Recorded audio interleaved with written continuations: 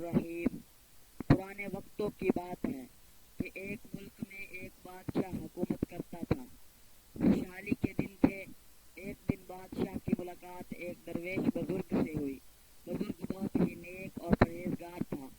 بادشاہ ان سے بہت عزت سے پیش آیا اور ملاقات کے آخر میں ان سے فرمائش کی کہ مجھے کوئی ایسی چیز، تعویذ، وظیفہ وغیرہ لکھ کر دے جو انتہائی مشکل وقت میں میرے کام آئے۔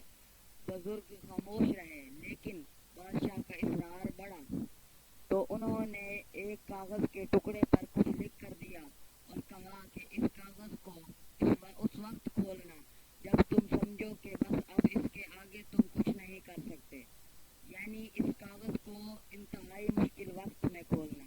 قدرت کا کرنا ایسا ہوا کہ کچھ ہی عرصے بعد اس ملک پر حملہ ہو گیا اور دشمن کی فوج نے بادشاہ کی فوج کو الٹ پلٹ کر رکھ دیا۔ بادشاہ کو اپنی جان کے لالے پڑ گئے اور وہ بھاگ کر کسی جنگل کے غار میں چھپ گیا۔ دشمن کی فوجیں اس کے پیچھے تھی اور وہ تھک کر اپنی موت کا انتظار کر رہا تھا۔ پھر اچانک اس کے ذہن میں درویش بابا کا دیا ہوا کاغذ یاد آیا۔ اس نے اپنی جیبیں ٹٹولی تو وہ کاغذ خوش قسمتی سے اس کے پاس ہی تھا۔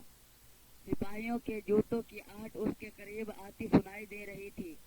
اب اس کے پاس کاغذ کھولنے کے سوا کوئی چارہ نہیں تھا۔ اس نے کاغذ کھولا تو اس پر لکھا ہوا تھا، یہ وقت بھی گزر جائے گا۔ بادشاہ کو بہت غصہ آیا کہ بزرگ نے میرے ساتھ یہ کیا کھیل کھیلا ہے، لیکن افسوس وہ کچھ نہیں کر سکتا تھا۔ اس نے تحریر کو کئی بار پڑھا، لیکن اس کی سمجھ میں کچھ نہیں آ رہا تھا کہ درویش نے یہ کیا لکھا ہے اور یہ کیوں لکھا ہے۔ بالآخر اس نے اپنی تلوار پکڑی اور سپاہیوں کا انتظار کرنے لگا۔ سپاہی آئے تو اس نے مقابلہ کیا اور وہ بچ نکلا۔ اس کے بعد کئی مدت تک بادشاہ بہت خوار ہوا۔ کافی سال وہ اس مصیبت کو جھیلتا رہا۔ آخرکار اس نے دوبارہ ہمت کی اور اپنی فوج اکٹھی کرنا شروع کر دی۔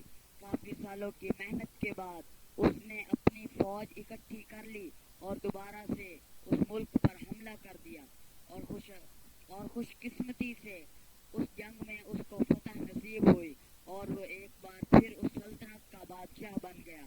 اس کی بہادری کے قصے دور دور تک مشہور ہو گئے اور رعایا میں اس کا خوب تذکرہ ہوا۔ اس کے دربار میں اور دربار سے باہر بھی لوگ صرف اپنے بہادر بادشاہ کو دیکھنے کے لیے آنے لگے۔